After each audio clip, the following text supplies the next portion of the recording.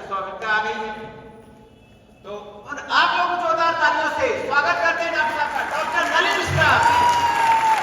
मैं डॉक्टर साहब से चाहूंगा कि हम लोग सहारा दें और हमारे स्पीकर को स्टेज पर लेके। दोस्तों नमस्कार। एक्साइटेड है सब लोग? वाह, आप लोग किस लिए एक्साइटेड हैं? अपने लिए। हमारे जो आज के गेस्ट स्पीकर हैं उनको सुनने के लिए। तो कितने लोग उनके बारे में जानते हैं? सब लोग जानते हैं, मुझे कुछ बताने की जरूरत नहीं है। वाह, एक बार अपने लिए आप तालियां बजाते हैं।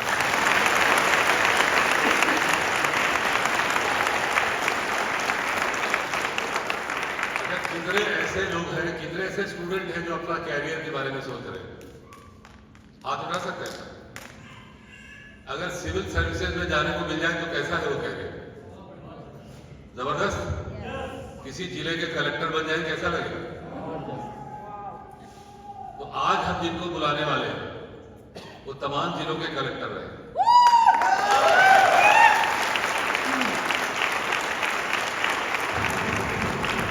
आप जब किसी कलेक्टर को प्लान दिखाने जाते होंगे तो आपको लगता होगा यार ये क्यों कर रहे हैं, है ना? लेकिन आप देखिए आज ऐसे शख्स हमारे बीच में हैं। हमारे लिए उदाहरण है। इंडियन सिविल सर्विसेज का एग्जाम पास करना, नौकरी करना शान से और साथ में पार्ट टाइम इस बिजनेस को करना। तो एक बार मैं चाहता हूं आप सब लोग जोरदार तालियों के साथ स्वागत करें मिस्टर ओम प्रकाश यादव।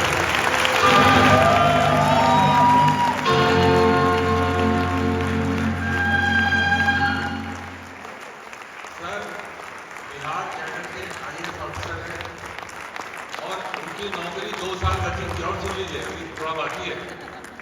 2 साल बची थी ऐसी नौकरी जिसको पाना 17 होता है, और उन्होंने उस नौकरी को छोड़ दी इस बिजनेस के लिए जिसके बारे में और जब उन्होंने जॉब छोड़ी, जब उन्होंने नौकरी छोड़ी तो वो फॉरेस्ट विभाग के सेक्रेटरी और ओपन स्कूल बोर्ड के चेयरमैन का पद संभाल रहे। आप सोचिए कितने बड़े पद हैं। और इसके साथ साथ उन्होंने इस बिजनेस को किया। क्यों किया तो उनसे हम लोग सुनते हैं उनकी कहानी। और एक बार जोरदार तालियां फिर से।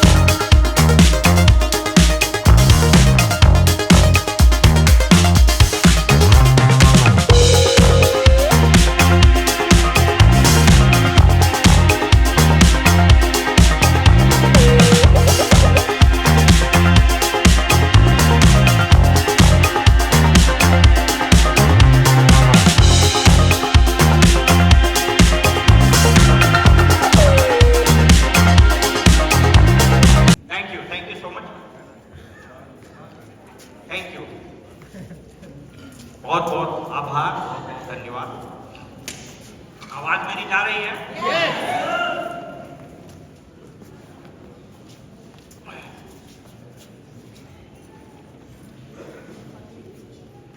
इंसान जब बहुत भावुक हो जाता है, इमोशनल हो जाता है, उसके शब्द हृदय से निकलकर आंखों से तैरते हुए संवाद करते हैं। कदाचित यही मेरी स्थिति है, क्योंकि जब से मुक्त हुए सरकारी बंधनों से, आजाद पंछी की तरह पूरा जीवन बिखेर देने को मन करता है उस समाज के लिए जहां से हमने कुछ प्राप्त किया है। आज उसी के लिए जिए जा रहे हैं। मेरा परिचय आप लोग जानते हैं, बहुत सामान्य छोटा परिचय है, 1-2 मिनट में आपको बताएंगे, फिर हम आगे की बात करेंगे। कई बार सीडी में बताया, उसको दोहराएंगे नहीं, लेकिन कुछ बेसिक चीजें हैं कि मेरा जन्म धनबाद में हुआ, जो आज झारखंड में है। मूलतः हम लोग नालंदा बिहार के रहने वाले हैं। मेरा जन्म बहुत सामान्य, या यूँ कहें कि बहुत गरीब परिवार में हुआ। हमारे दादा मजदूर थे, दूसरे के खेत में काम करते थे, और उस टाइम जो पेशा होता है दूध बेचने का, हमारे दादा दूध बेचते थे। फिर पिताजी बहुत मुश्किल से गरीबी में मैट्रिक तक पढ़े, पहले 10th नहीं मैट्रिक बोलता था। वही बताते थे कहानी अपने संघर्ष की। 1929 में, उस जमाने में उस इलाके के सबसे पहले मैट्रिकुलेट थे। गरीबी के कारण पढ़े नहीं, भाग के धनबाद चले गए। वहाँ फिर अपने लिए उन्होंने फॉर्चून कमाया। पहले ट्यूशन पढ़ाना शुरू किए, स्कूल शिक्षक हुए, बाद में बिजनेस करना शुरू किए, व्यवसाय किए, और धीरे धीरे कोयलरी के मालिक भी हुए। तो मेरा जन्म जब हुआ उस वक्त हम लोग बड़े एफ्लुएंट थे। 1971 में फिर कोयलरी नेशनलाइज हुआ और वापस हम लोग अर्थ से फर्श पर आ गए। तो ये सफ़र अपनी आंखों से हमने देखा कि जब मेरा जन्म हुआ तो उस वक्त हम लोग पीक पर थे। 71 में हल्का हल्का हमको याद है कि जिले का कलेक्टर और एसपी आके हम लोगों की सारी संपत्ति जब्त कर ली, और हमारे फादर उसी कोयलरी में क्लर्क हुए जहाँ वो मालिक थे। तो ये जीवन का सफ़र है, इसमें चिंता नहीं करना चाहिए। इंसान अगर ऊपर गया है तो नीचे भी आ सकता है, और नीचे गया है तो ऊपर भी जाएगा। ये साइकिल है, जीवन का चक्र है। फिर वहीं से हमने पढ़ाई शुरू की। मेडिकल पढ़ना चाहते थे, संभव डॉक्टर नहीं बन सके, जो कि जूलॉजी में हमने ऑनर्स किया था। फिर बाद में हिस्ट्री में पीजी किए, फिर सिविल सर्विसेज में आए। Rest story before you. नौकरी में आए और बड़ी अच्छे से ईमानदारी से नौकरी हमने की, उसका फख्र भी है मुझे। जहाँ कहीं भी रहे, जिन जिलों में रहे, जिन विभागों में रहे, आज भी लोग अच्छे से याद करते हैं, इसलिए कि मानवीय मूल्य को कभी हम नहीं छोड़े।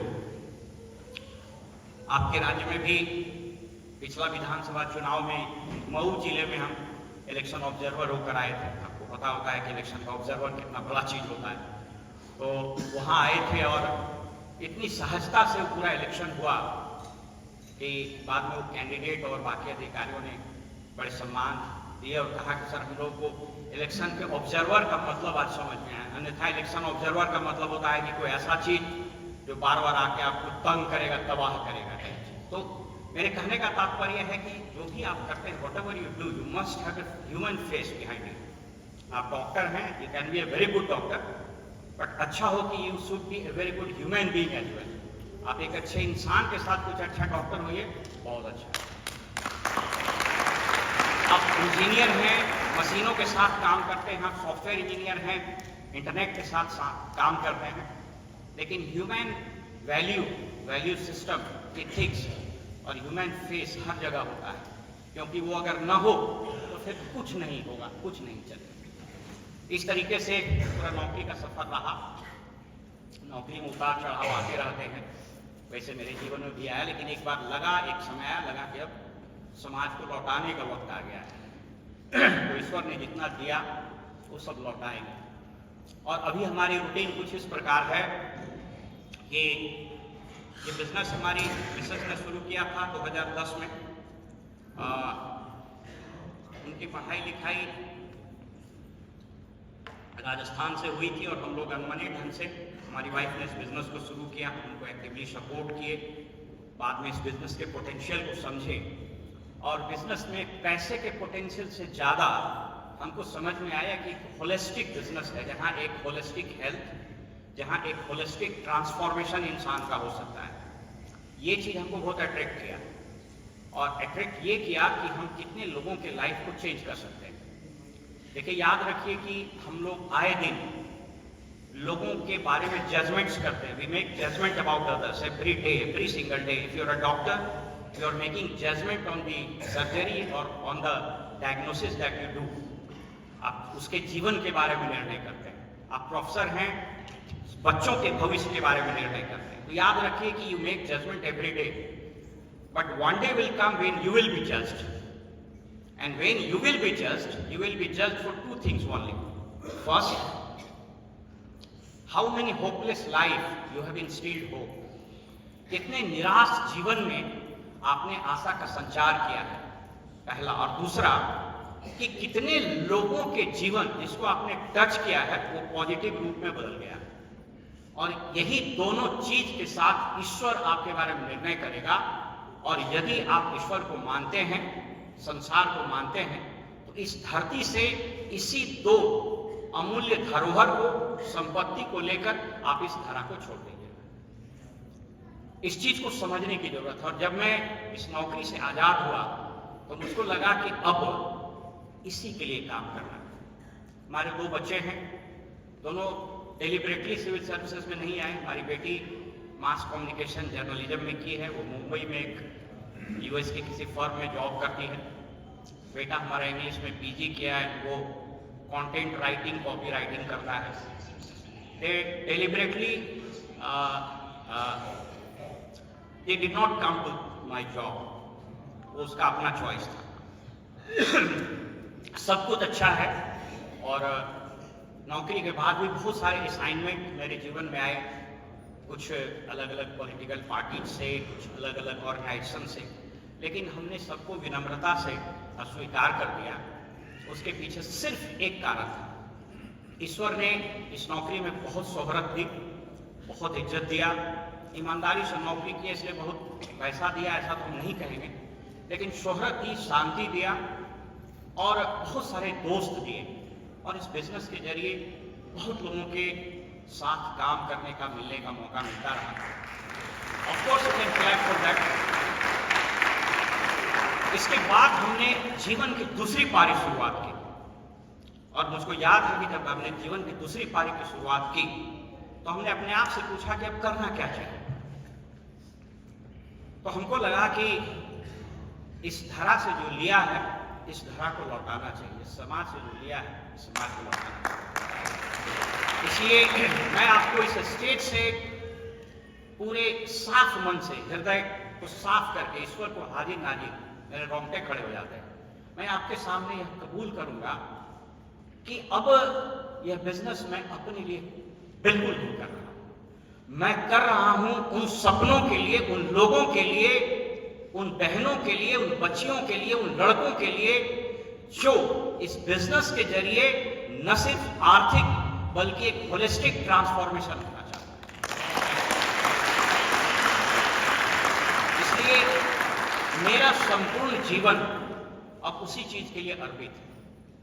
हम YouTube के माध्यम से बच्चों को पढ़ाने का कार्यक्रम शुरू किए। गांव सुदूर स्कूल में जाते हैं, 10th-12th के बच्चों को भारतीय संविधान, भारतीय अर्थव्यवस्था, इंडियन पॉलिटी, उसके कैरियर के बारे में उसको बताते हैं, उनको इंस्पायर करते हैं कि तुम क्या कर सकते हो, अच्छे नागरिक कैसे बन सकते हो। हम नेशनल कल्चर इवॉल्व करने की बात करते हैं। हम अपने YouTube चैनल के माध्यम से उन बच्चों को जोड़ रहे हैं जो गरीब हैं, स्ट्रीट लाइट में पढ़ते हैं, स्टेडियम में जाके पढ़ते हैं, स्टेशन में बैठ के तैयारी करते हैं, क्योंकि उन तीनों को हमने भी देखा है। पटना में तैयारी करने के क्रम में कई शाम ऐसी हुई कि जहां हमको खाना नहीं मिलता था। जाड़ा में अगर आपको ठीक से याद है 87-88 वगैरह में इतना ठंडा पड़ा था इतनी पटना वैसे भी नोटोरियस है ठंडा के लिए, नॉर्थ इंडिया का सारा बेल्ट। तो एक स्वेटर और एक जींस के पैंट में और एक कंबल में 4 साथी हम लोग कैसे रहे, वो दिन को हम आज भी नहीं भूले। तो हमको लगता है कि जिस संघर्ष से वो बच्चे निकल रहे हैं, मैं उनको क्या दे सकता हूँ। मैंने जो घर बनवाया है, उस घर में एक ग्राउंड फ्लोर का एक बड़ा हॉल है, जहां उन तमाम बच्चों को फिजिकली और डिजिटली कनेक्ट करके उनको इंस्पायर करेंगे कि अगर हम आपको कुछ दे सकते हैं तो मेरा शेष जीवन ये सफल होगा। और इसी के लिए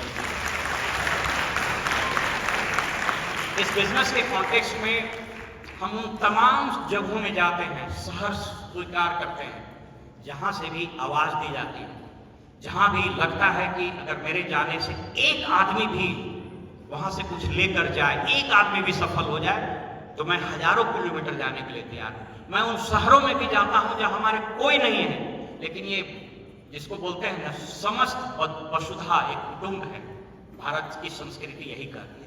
इसलिए मैं उन तमाम लोगों को आह्वान करता हूं, इस हॉल में जितने लोग बैठे, कितने लोग नए हैं बाय द वे, हाथ उठाइएगा। How many people are new? चलिए आप अपने लिए एक अच्छी ताली बजा दीजिए। देखिए आपको यहाँ क्या कह के बुलाया होगा हमको नहीं पता। शायद ये कहा होगा कि कुछ बिजनेस है, शायद ये कहा होगा कुछ सेमिनार, लेकिन यहां से एक चीज जरूर लेकर के जाइए कि आप एक ऐसे बिजनेस में बाय डिजाइन या बाय डिफॉल्ट आप आ गए हैं या आप आ जाइएगा, जिसके मूल्यों को, जिसके सिस्टम को, जिसके इथिक्स को अगर आपने ठीक से समझा तो पैसा आप कितना कमाइएगा वो तो आपके अपलाइन बता देंगे, स्ट्रक्चर बता देगा। आजकल तो उसके वेबसाइट पर कैलकुलेटर दिया हुआ है कि every single day they will calculate that this much money you are likely to receive as bonus. But एक चीज जो वो नहीं बताएगा सॉफ्टवेयर, वो ये कि over a period of time इस जर्नी में, इस सफर में आप कितने शानदार इंसान हो जाइएगा, इसके आप कल्पना भी नहीं कर सकते। और इसी के लिए इस बिजनेस को करने की जरूरत है। तो इस तरीके से हम लोग इस बिजनेस में आए। शुरुआती दौर में कुछ हेल्थ चैलेंजेस थे, मैंने कई बार बताया है। थोड़ा हमको प्रशासनिक और पुलिस सेवा में आप अन्यथा नहीं लीजिएगा। कितने लोग सरकारी नौकरी में, हाथ उठाइएगा, ये बहुत लोग हैं, और आप अन्यथा नहीं लीजिएगा। सरकारी नौकरी की एक सबसे बड़ी विडंबना यह होती है कि उसको लगता है कि हमसे कोई ज्यादा काबिल नहीं, सबसे ज्यादा काबिल हमें है। ये गाहे बगाहे लगता था। अब कहीं जिले में पोस्टिंग होता था, हमको लगता था, जब इस बिजनेस में नहीं आया हमको लगा कि सब मेरा प्रजा है। इस तरह का कॉन्सेप्ट आता है। तो हम लोग बिहार में बोलते हैं इनका कॉलर बहुत टाइट है, तो कॉलर गाहे बगाहे टाइट है, लेकिन उससे होता कुछ नहीं है कि the day notification is issue you are no where. इसलिए हम अक्सर एक जगह कहानी सुनाते हैं कि एक बार एक गांव में गणेश जी की प्रतिमा को स्थापित करने के लिए एक आदमी घोड़ा से गणेश जी की मूर्ति को ले जा रहा था। तो सब लोग ने देखा तो सब लोग प्रणाम करने लगा। तो घोड़ा को कंफ्यूजन हुआ कि हमको प्रणाम कर रहा है। तो गणेश जी की प्रतिमा स्थापित हो गई, बाद में घोड़ा ऐसे लौट रहा था, तो प्रणाम नहीं कर रहा था। तो घोड़ा बिगड़ गया, घूमती चला गया, कुछ लोग को लग गया, सब मिलकर उसको पीट दिया। घोड़ा बहुत कंफ्यूज हुआ, बोला यार जा रहे थे तो प्रणाम करना, आ रहे थे तो मार रहे हो, गजब आदमी। तो बोला कि तुमको प्रणाम कर रहा था कि तुम्हारे ऊपर जो सवार थे गणेश जी उसको प्रणाम कर रहा था। नौकरी का वही हाल।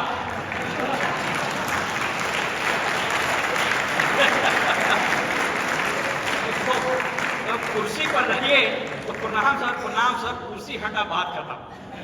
सो मैं मजाक में कर रहा हूं। मैं किसी भी job, everything that you do जिससे आपका जीवन चलता है वो सब श्रेष्ठ है। लेकिन हाँ, एक चीज हमेशा याद रखिए कि सिस्टम इज इंपॉर्टेंट। सरकारी महकमों में, प्राइवेट जगह पर, या इवन इस बिजनेस में आप हैं, आप महत्वपूर्ण हैं, लेकिन आपसे ज्यादा महत्वपूर्ण ये सिस्टम है। जैसे आप जितने लोग अभी बैठे हुए इस इकोसिस्टम में, तो ये जो है ना ग्रुप विजडम काम करता है। ग्रुप विजडम इनफैक्ट एक क्राउड विजडम करके किताब है, अभी आप पढ़िएगा तो पाइएगा कि क्राउड विजडम में लिखा है कि क्राउड कैसे बिहेव करता है और क्राउड से आपको कैसे कनेक्ट होना चाहिए। तो वो एक सिस्टम का एक विजडम होता है। The moment you are in the system you will grow. और अकेला कुछ नहीं कर सकते। आप शरीर ही देखिए ना, भगवान ने कैसे बनाया। अकेला ब्रेन कुछ नहीं कर सकता अगर ऑक्सीजन न मिले। फेफड़ा सांस नहीं लेगा तो इसको ऑक्सीजन नहीं मिलेगा। ब्रेन को खून हार्ट देता है, हार्ट को पंप करने के लिए एनर्जी चाहिए। तो ये सारी चीजें रिलेटेड है, सिस्टम से है, इसलिए सिस्टम महत्वपूर्ण है। तो एनीवे इस तरीके से हम इस बिजनेस में आ गए और धीरे धीरे इसके मीटिंग्स, फंक्शंस और किताबों को जब पढ़ना शुरू किए तो हमारा नजरिया खुलता गया। इसके पहले भी पढ़ते थे, हमने IIPA का लाइफ मेंबर हूँ, मैंने कुछ किताबें भी लिखी। इंडिया के इंटरनल सिक्योरिटी पर हमारी किताब IIPA के लाइब्रेरी में रखी हुई होगी। हमने 2002 ऑनवर्ड सभी IAS PCS ऑफिसर्स को ट्रेनिंग भी दी। ऑफिस में फाइल्स कैसे लिखे जाते हैं इस पर किताबें लिखी, वो सब पढ़ते रहते थे, IPC CRPC वगैरह। लेकिन जब इस बिजनेस में आए तो वैसे किताबों को पढ़ा जिसका नाम नहीं सुने। अब जैसे किताब का नाम सुने पावर ऑफ सबकॉन्शियस माइंड, हमको समझ में नहीं आया कि सबकॉन्शियस माइंड क्या होगा। जब उसके उदाहरण को सुने तो लगा कि सबकॉन्शियस माइंड और कॉन्शियस माइंड दो तरह का दिमाग होता है। कॉन्शियस माइंड सोते जागते हुए में काम करता है, सबकॉन्शियस माइंड सोते में काम करता है। तो सोने वाला जो माइंड है वो ज्यादा पावरफुल होता है, क्योंकि अगर आपको सुबह ट्रेन पकड़ना है 4 बजे और आप सोच के सो गए हैं कि हमको पकड़ना है, देखिएगा 2 बजे उठ जाते, कौन आपको उठा देता है? वो सबकॉन्शियस माइंड है। कहता है कॉन्शियस माइंड मालिक है, सबकॉन्शियस माइंड नौकर है, जो आप उसको आदेश दीजिएगा वो कर देगा। तो हम अपने सबकॉन्शियस माइंड को कैसे पावरफुल बना सकते हैं, इन किताबों को पढ़ें। थिंक एंड ग्रो रिच, अजीब लगता था टाइटल पढ़ के कि सोचने से कोई अमीर हुआ है, बाद में समझ में आया कि बिना सोचे अमीर हो ही नहीं सकता। तो रोज हम लोग बोलते रहते हैं। और हमारे देश की सिस्टम जरा देखिए, यहाँ कोई भी आप नेता नहीं लीजिएगा, कोई भी नेताजी आएंगे भाषण देने के लिए तो बोलेंगे हमारे देश की गरीब महान जनता। मतलब जब तक गरीब नहीं रहिएगा आप महान नहीं रहिएगा, और महान रहेगा तब गरीब हो जाइएगा। सो ये these things inculcated in our mind, और ये सारी चीजें होती गई। तो किताब को पढ़ना शुरू किए, लीडर्स को सुनना शुरू किए, सीडी सुनना शुरू किए, सिस्टम से आना शुरू किए मीटिंग्स में। जब मीटिंग्स में आना शुरू किए तो कई बार कुछ बहुत क्वालिफाइड स्पीकर्स आते थे। सुमित साहब को जब हम सुनते थे, सुमित बहादुर के लिए एक अच्छी ताली बजनी चाहिए। तो उनके प्रोफाइल को जब हम सुने, IIT का बंदा यहाँ क्या कर रहा है। फिर मनीष खत्तावाला जी को सुने कि भाई तो मैट्रिक पास आदमी है। पंकज टिटोरिया जी को सुने तो फिर ये समझ में आया कि लेवल प्लेइंग फील्ड कहीं पर है। डॉक्टर NP सिंह को भी सुने, डॉक्टर ब्राइज को भी सुने। लग रहा अजीब हाल है भाई, यहाँ पर एक ऊपर में एक यहाँ पर, इसका मतलब there is something level playing field, कुछ ऐसा चीज है जो सबको बराबर कर देता है। तो ये जो सिस्टम है ना, ये आपको बराबर करता है। इसलिए keep coming in the meeting. ये मीटिंग कोई मामूली मीटिंग, देखिए हम इंजीनियरिंग कॉलेजेस में जाते रहे हैं, MBA कॉलेजेस में हम जाते रहे, बच्चों को पढ़ाते भी हैं। अभी हाल में BIT मिश्रा पटना में हमारा एक सेमिनार हुआ था, इसमें देश के अलग अलग राज्यों से बच्चे आए थे, उसको एंटरप्रेन्योरशिप पर बताना था। आप बिलीव नहीं कीजिएगा, इस तरह की मीटिंग में आप यहाँ आके बैठते हैं और ऐसे क्वालिटी ऑफ सेमिनार, जो क्वालिटी आपको मिलता है, इसको अगर आप कोर्स के रूप में अडॉप्ट कीजिएगा तो IIM वगैरह में या अच्छे बिजनेस स्कूल में आपको 4 से 5 लाख रुपए का तक फीस लग जाएगा। या आप समझ लीजिए इस चीज।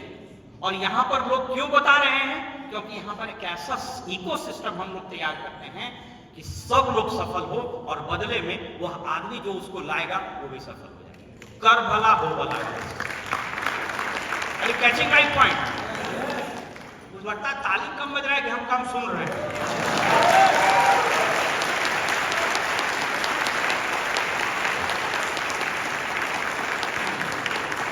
इसके पहले की हम बात शुरू करें तो आप लोग लग रहा हो इतना पहले इतना देर से बोल रहे हैं तो शुरू नहीं किए हैं क्या? नहीं, अभी शुरू नहीं किए। शादी उदी देखते हैं ना, शादी में सबसे इंपॉर्टेंट काम क्या है जिसके बगैर शादी नहीं हो सकती? सिंदूरदान है ना, बिना सिंदूर के होगा? तो कभी देखें लड़का लड़की को लाके डाल दिया, माहौल बनता है, तिलक होगा, छेका पड़ेगा, तो देखते हैं प्री वेडिंग में कितना कहाँ से अमेरिका के आके डांसर डांस कर रहे हैं।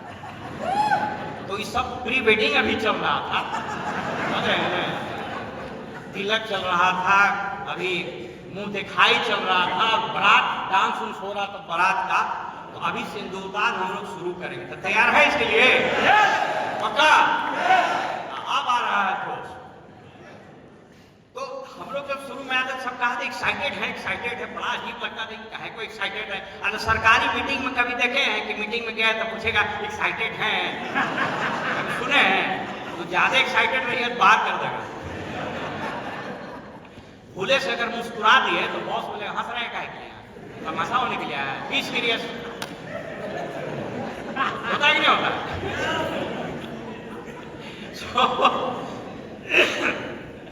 देखिए उत्साह का जीवन में क्या महत्व है, इसलिए हमेशा रिमेन। इस बिजनेस की सबसे मजेदार बात है ना, इस बिजनेस को जो लोग अपने हृदय में, अपने जीवन में उतार लेता है ना, वो कभी निरुत्साहित हो ही नहीं सकता। और जब उत्साहित रहिएगा तो कभी आप असफल नहीं होइएगा, कभी दुखी नहीं होइएगा, क्योंकि उत्साह और दुख दोनों एक दूसरे का दुश्मन है। जहां उत्साह रहेगा वहां दुख नहीं रहेगा, और जहां दुख रहेगा उत्साह रहेगा। So always be excited. Mahabharata का एक प्रसंग है कि धर्म क्षेत्र कुरुक्षेत्र में जब दोनों सेनाएं सजी तो पांडवों की 7 इक्षुणी सेना थी और कौरवों की 11 इक्षुणी सेना थी। 11-7 का अंतर था। और उधर से जब भीष्म पितामह कहा जाता है कि 183 साल के थे उस वक्त, उन्होंने जब शंख बजाए, उसके बाद समस्त कौरवों के महारथियों ने शंख जब बजाया तो शंख नगाड़ा रणभेरी हुआ, तो आसमान गुंजयमान हो गया और पांडवों की सेना भयभीत हो गई उस नाद से, जो बड़ा नाद हुआ। तो भगवान कृष्ण को एहसास हुआ, उनको महसूस हुआ कि लगता है कि पांडव की सेना भयभीत हो गई, उत्साह की कमी हो गई। तो वह अपने श्वेत रथ से प्रकट होते हैं और भगवान कृष्ण के शंख का नाम था पांचजन्य। देवदत्त नाम था अर्जुन के शंख का। पौंड्र बहुत बड़ा शंख था इसका भीम का। तो श्लोक है पहले अध्याय में 14वां या 15वां श्लोक होगा। ततः श्वेते हयर्युक्ते महत्ति संदनो स्थितौ माधवः पांडवश्चैव दिव्यो शंखौ प्रदत्मतु पांचजन्यम ऋषिकेशो देवदत्तम धनंजय पौंड्रधत्मो महाशंखम भीमकर्मा प्रिकोदरः अनंत विजयम राजा कुंती पुत्र युधिष्ठिरः नकुलः सहदेव सुघोष मणि पुष्पकौ। अरे रोंगटे खड़े हो जाते। ये सभी भाइयों ने जब शंख बजाए और एक बार नाद हुआ धर्म क्षेत्र कुरुक्षेत्र में, और पांडवों की समस्त सेना में हर्ष का संचार हुआ और वो पांडव सेना विजय हुआ। इसलिए आपको भी जीवन में उत्साहित रहना होगा यदि आप जीना चाहते हैं।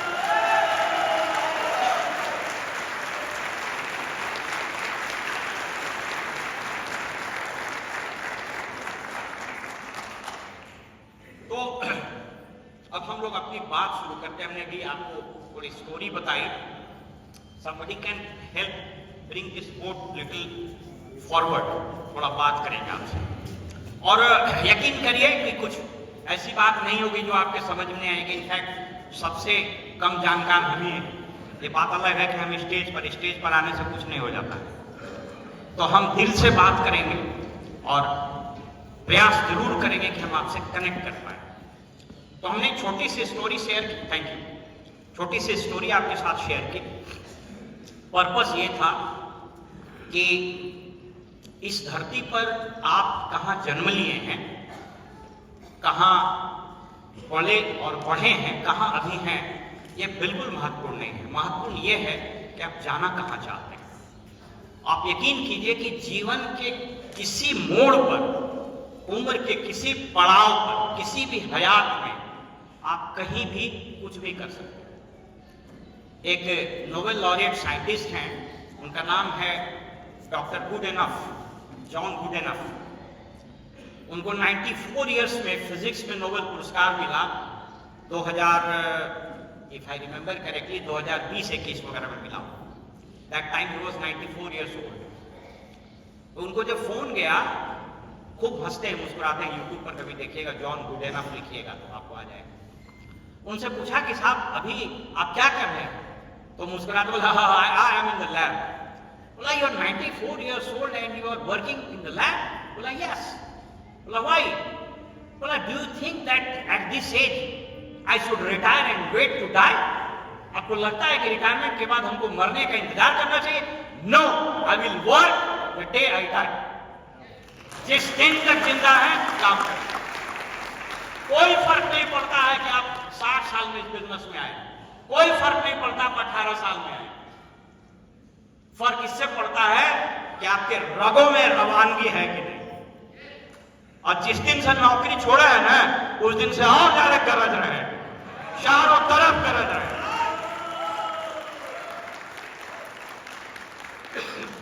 जो पंख में लगा हुआ था फेविकॉल, वो सब निकल गया है, अब परवाज भरने के लिए तैयार है। इसलिए याद रखिएगा, एक बहुत बड़ी साइंटिस्ट थी, उनका नाम था doctor Candace Pert. She was a neuroscientist. उनकी किताब है, उसका नाम है your body is your mind. Doctor Candace Pert कहती हैं कि इंसान सिर्फ मस्तिष्क के न्यूरॉन से ही नहीं सोचता, उसी से सिर्फ नहीं ग्रो करता, शरीर का हर सेल सोचता है और उसके ग्रोथ में मदद करता है। और इंसान जिस दिन तक जिंदा है, उसके शरीर में नए सेल बनते हैं। इसलिए जिस दिन तक वो जिंदा है, जिस क्षण तक वो जिंदा है, उस दिन तक भी, उस क्षण तक भी वो आदमी ग्रो कर सकता है। You can grow till you die. कभी ये सोच करके नहीं चुप बैठना है कि अब तो मेरा 60 हो गया, अब तो मेरा 65 हो गया। अरे बिहार में तो वीर कुंवर सिंह 84 वर्ष में उठा लिए थे तलवार, इन नॉर्थ इंडिया में है जी। वो तलवार उठा लेगा तो हम लोग मार्कर और बोर्ड उठा सकते हैं, नहीं उठा सकते? डेमो किट उठा सकते हैं कि नहीं सकते? That's it. डॉक्टर साहब 90 साल के भी हैं, आला उठाते कि नहीं उठाते? ऑपरेशन करते कि नहीं करते? That's it. Number, age is just a number, always remember you. हमारे साथी अजय जी हमारे साथ चलते हैं और इनको आपने कई is a creator, MBA business में फाउंडर्स प्लैटिनम भी हैं, और ये हमेशा याद दिलाते रहते हैं कि सर अभी आपके रगों में वही रवानगी है। तो इसलिए हमारे साथी अजय जी के लिए भी एक अच्छी ताली बज जाए।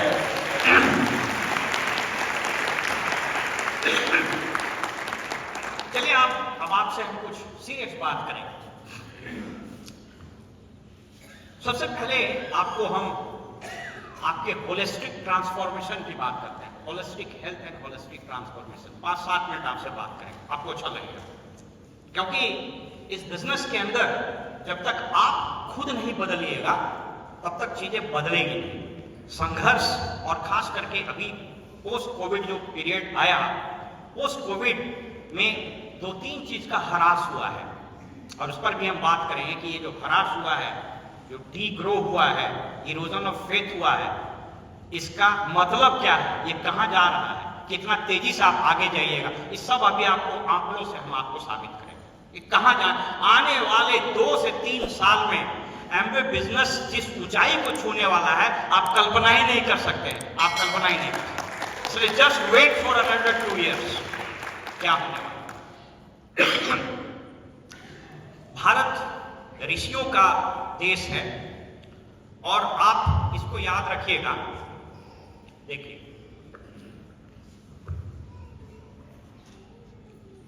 8 सेंचुरी BC से 1000 सेंचुरी AD, यानी लगभग 1800 साल, 1800 साल तक यह देश मेडिकल साइंस के लिए दुनिया का सर्वश्रेष्ठ मुल्क था। आपको कुछ चीज बताएंगे, आश्चर्य लगेगा। कहा जाता है कि महर्षि धन्वंतरी कदाचित मानव सभ्यता के सबसे पहले और सबसे बड़े डॉक्टर हो। महर्षि धन्वंतरी के बाद 800 BC से लेकर के 1000 AD तक इसको गोल्डन पीरियड बोला जाता है for holistic health and transformation. इसलिए दुनिया में जितने सर्वश्रेष्ठ विद्वान, जितने सर्वश्रेष्ठ योद्धा, जितने सर्वश्रेष्ठ ऋषि, जितने सर्वश्रेष्ठ इकोनॉमी थी, वो इसी देश में। इस पीरियड में 2 बहुत महान संत हुए, महर्षि हुए। महर्षि चरक फिजिशियन थे, उन्होंने चरक संहिता लिखी। और दूसरे थे महर्षि सुश्रुत संहिता, वो सर्जन थे। दुनिया का सबसे पहला फिजिशियन महर्षि चरक, इन्होंने चरक संहिता लिखी, और दुनिया के पहले सर्जन महर्षि सुश्रुत संहिता उन्होंने लिखी। 6th सेंचुरी एडी में इन लोगों की मृत्यु के बाद एक और महान चिकित्सक पैदा लिए, जिन्होंने दुनिया को स्वस्थ रहने, मानसिक, शारीरिक, आर्थिक रूप से एक फॉर्मूला दिया, जिस पर अभी हम बात कर रहे हैं। अब होलिस्टिक हेल्थ की बात हो रही है दुनिया में। वर्ल्ड हेल्थ ऑर्गेनाइजेशन ने 1948 में उसको अपनाया। इनका नाम था महर्षि भागवत। भागवत जी ने 2 किताब, ऐसे बहुत सारी किताबें लिखी है, लेकिन इनकी 2 किताब बहुत अच्छी है और वो हिंदी में भी उपलब्ध है। अष्टांग हृदय संहिता और अष्टांग संग्रह। और हम वहीं से आपसे बात शुरू करते हैं कि अगर इस बिजनेस में आपको आगे जाना है तो आपको होलिस्टिकली हेल्दी रहना पड़ेगा। You have to be the product of the products. अगर आप न्यूक्लाइड किसी के पास लेके जाते हैं तो you have to be a showcase of your products. अगर आप आर्टिस्ट्री लेके कहीं जाते हैं तो आपको बताना पड़ेगा कि लोग this is showcase of artistry. इस एज में मैं कोई बहुत ज्यादा स्मार्ट सुंदर नहीं हूं, मेरा रंग भी बहुत फेयर नहीं है, लेकिन मेरे चेहरे में इस एज में भी एक स्पॉट नहीं। क्यों? क्योंकि पिछले 13-14 साल से अनवरत आर्टिस्ट्री का प्रयोग कर रहे हैं। तो you are the product of your products. इस एज में भी सरकारी काम करके और इसमें लगातार कई बार 8-8, 10-10 घंटा तक खड़े होकर काम करते रहे। चुनाव में कई बार ऐसे मौके आए कि सुबह 10 बजे से लेकर 6 बजे 7 बजे तक खड़े रह गए, दौड़ते रह गए। तब समझ में आया कि ये ताकत न्यूट्रिशन, न्यूट्रलाइट और मेरे मन की है, और यही होलिस्टिक हेल्थ है, और इसी के बारे में आज आपसे बात करें। मैं बहुत शॉर्ट में बताकर आपको निकलता हूं, आपको अच्छा लगेगा।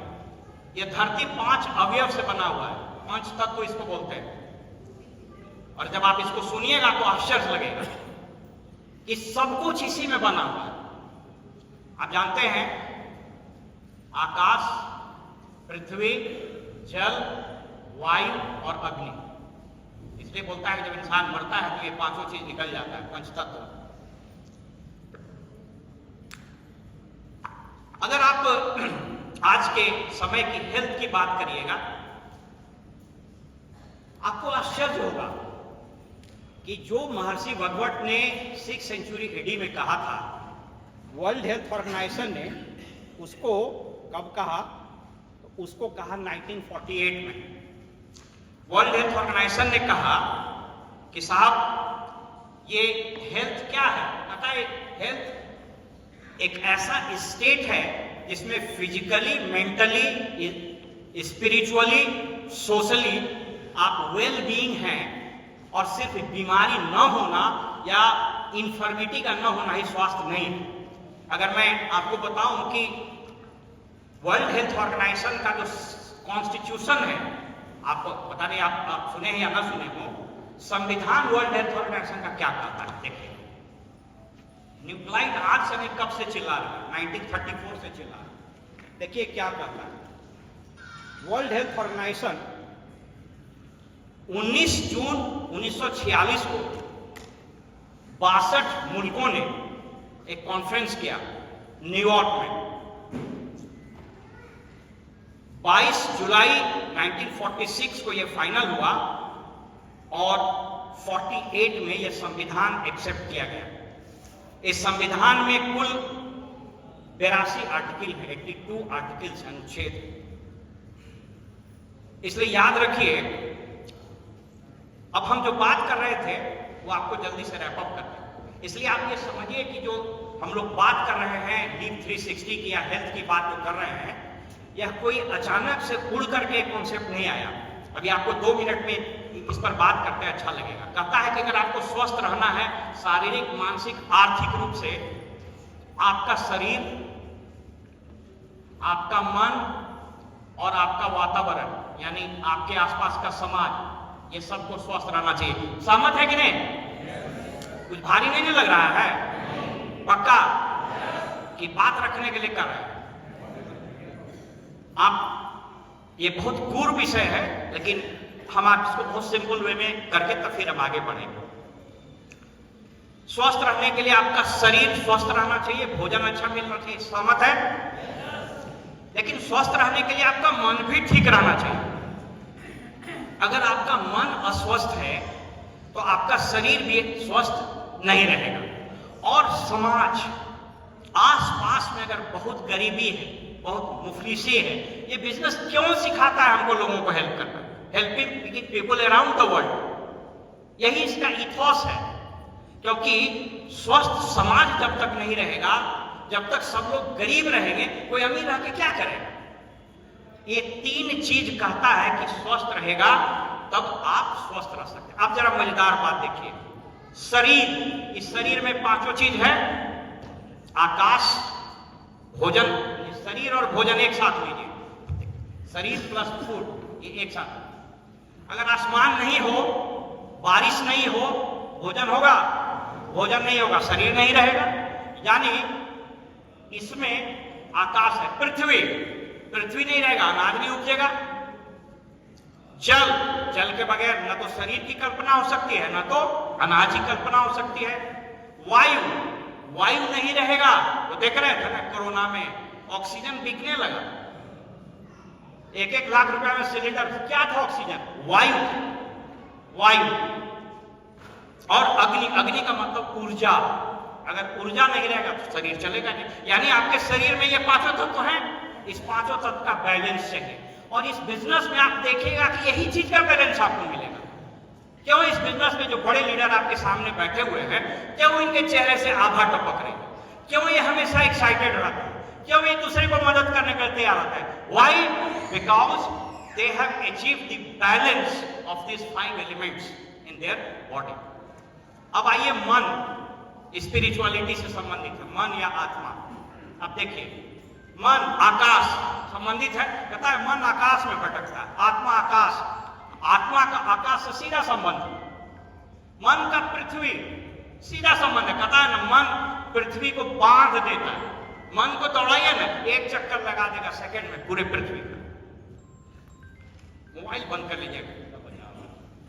मन जल से संबंधित है, मन वायु, और मन अग्नि, ऊर्जा। मन में अगर ऊर्जा नहीं, उत्साह की बात कर रहे थे, मैं जल्दी से रैप अप कर दूं और लास्ट में बता रहा था समाज। जिस समाज और आकाश, कहता है ना कि समाज को उन्मुख होना चाहिए। वो समाज तरक्की नहीं करता है जिसके ऊपर सीलिंग लगी रहे।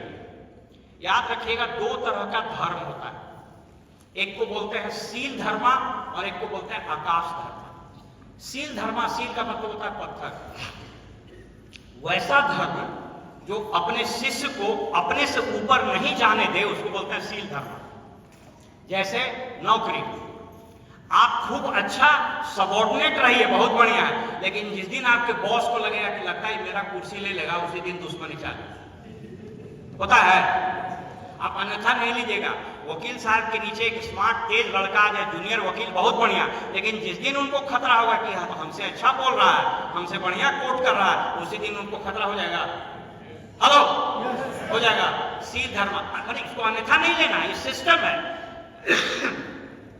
आपका जूनियर डॉक्टर बहुत बढ़िया है, बहुत अच्छा है, लेकिन जिस दिन लगेगा कि तो हमसे ज्यादा जान गया, खतरा हो जाएगा, उसको बोलते हैं सील धर्म। आकाश धर्म क्या है? वैसा धर्म जहां वह चाहता हो कि वो आपसे भी ऊपर चला जाए। आकाश धर्म का 2 प्रतीक है, माता पिता और गुरु। माता पिता हमेशा चाहता है कि उसका बच्चा उससे भी आगे चला जाए, गुरु भी चाहता है। और उसके बाद अगर आकाश धर्म का कोई और धर्म है तो वो है यह बिजनेस, क्योंकि इसका अपलाइन चाहता है कि आप भी उससे बड़े हो। आकाश धर्म है। इसीलिए यदि आपका अपलाइन कहता है कि मीटिंग में आ जाओ बाबू, अपलाइन कहता है कि प्रोडक्ट रिटेल कर लो, अपलाइन कहता है किताब पढ़ लो, इसका मतलब वो आकाश धर्मा का प्रतीक है। वो कह रहा है कि जल्दी से आगे बढ़ो।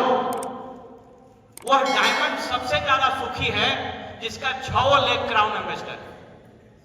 Are you catching my point? The diamond will be the most happiest person if all his 6 legs are crown ambassador. आकाश धर्मा।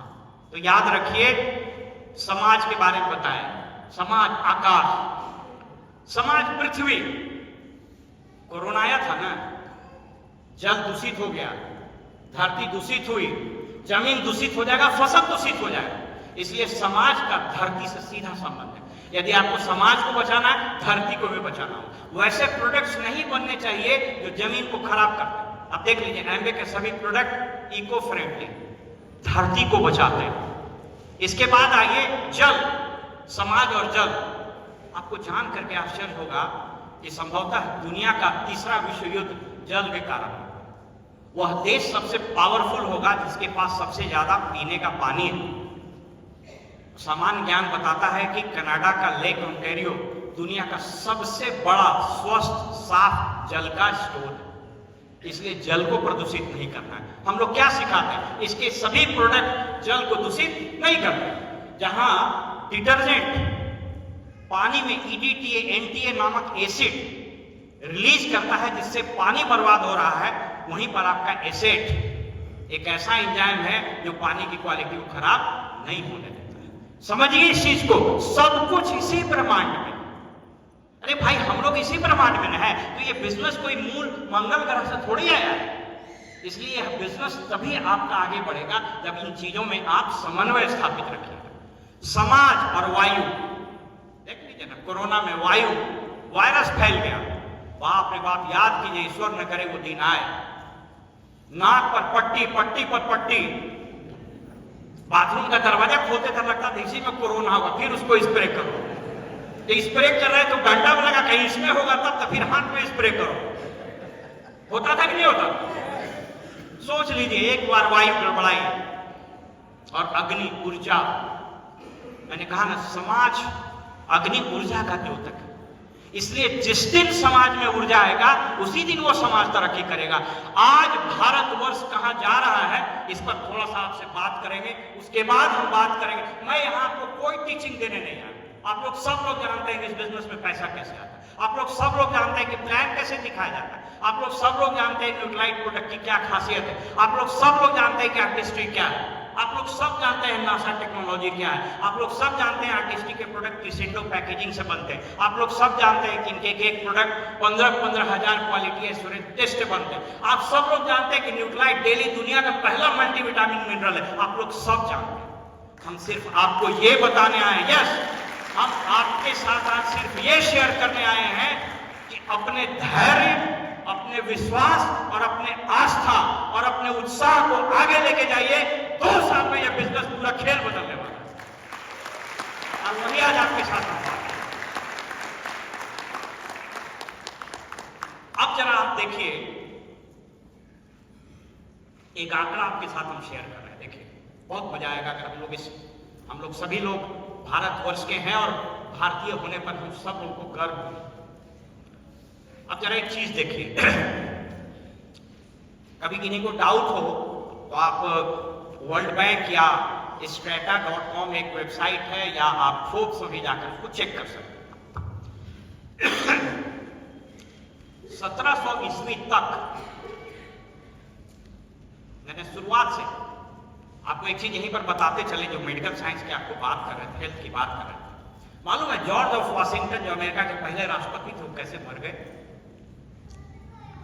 आप जब उनकी स्टोरी पढ़िएगा, उनके एक प्राइवेट सेक्रेटरी थे, उनका नाम टोबियास लियर था। उनकी बायोग्राफी में लिखा हुआ है। 1799 की बात है। जॉर्ज ऑफ वॉशिंगटन वो जनरल थे, सिपाही थे, सैनिक थे।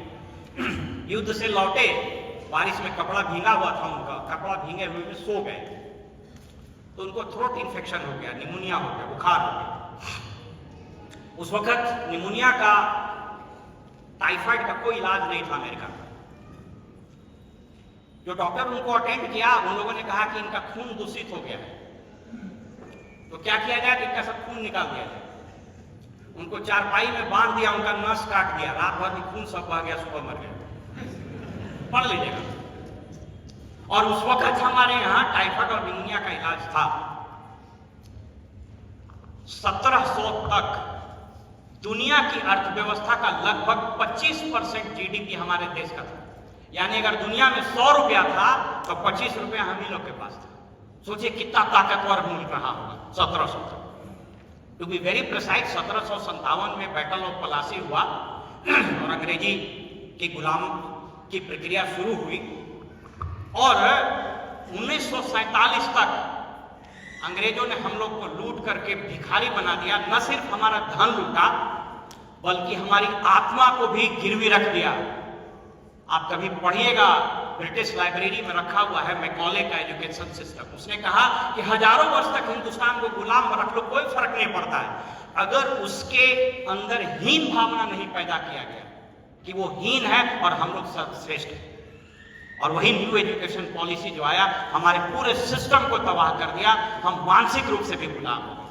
परिणाम ये हुआ कि 1947 में पूरी अर्थव्यवस्था का मात्र 2%, दुनिया का अर्थव्यवस्था का 1 से 2% रहा। यानी 25 रुपया कंट्रीब्यूट करने वाला पूरी दुनिया की अर्थव्यवस्था का मात्र 1 रुपया पर सिमट के रह गया। ये क्या हुआ? ये दौर मैं आपको बताना क्या चाह रहा हूं।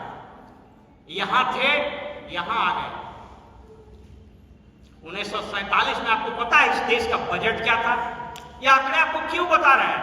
इसलिए बता रहे हैं कि यदि आपको लग रहा होगा कि बिजनेस नीचे जा रहा है, यदि आपको लग रहा होगा कि कल मेरा टर्नओवर महीने का 30 लाख था और आज 1 लाख रह गया है, आपको लग रहा होगा कि मेरे पूरे ग्रुप में 15-20 फाउंडर्स प्लेटिनम थे, आज घट करके 5 ही क्वालिफाई कर पा रहे हैं, तो चिंता मत करिए।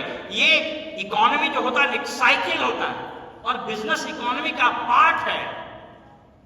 अभी हम आप जब इसको ध्यान से सुनिएगा तो आपको स्पष्ट हो जाएगा, इसलिए बता रहे हैं आप धैर्य से रखिएगा। और अभी सबसे अभागा व्यक्ति वो होगा जो इस दौर में छिटक के निकल जाएगा, क्योंकि अभी सूर्योदय होने वाला है, अभी सूर्योदय होने वाला है।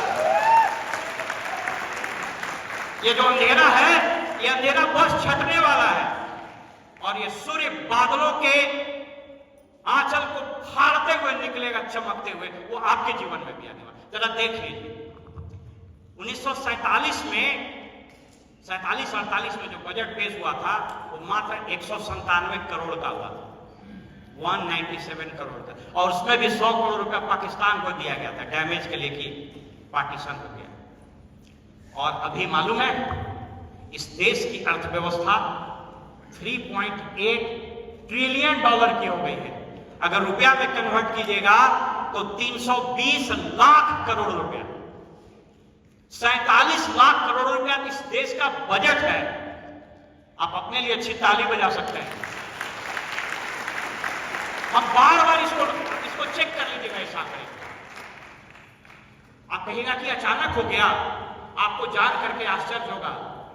1987 में लगभग 300 बिलियन डॉलर हमारा इकोनॉमी था। 2006 तक आने में 1 ट्रिलियन डॉलर। कैसा लगा? 13-6-19 साल लगा 700 बिलियन डॉलर ग्रो करने। इसके बाद 2014 से 2024 तक इस 10 साल के अंदर लगभग 1.7, यानी आप यूं समझें कि 8 दूनी 16, लगभग 150 लाख करोड़ रुपया इकोनॉमी ग्रो कर गया। आप देखिए ना आसपास। आपको एक और आंकड़ा बता दें, आपको जान करके आश्चर्य होगा। मालूम है इस देश में 1 साल में हम सब लोग 1 साल में यानी लास्ट ईयर हम लोग कितना पैसा बाजार में खर्च किया अंदाज है? उसको बोला जाता है private public expenditure, private public expenditure report बोलता है, ठीक है। इसका शॉर्ट टर्म मतलब इसको आप यूं समझे कि पब्लिक मार्केट में कितना पैसा खर्च करता है। आप इसको देख लीजिए, लगभग 2 ट्रिलियन डॉलर यानी 8 दूनी 16, लगभग 160 लाख करोड़ रुपया हम लोग साल में बाजार में खर्च करते हैं।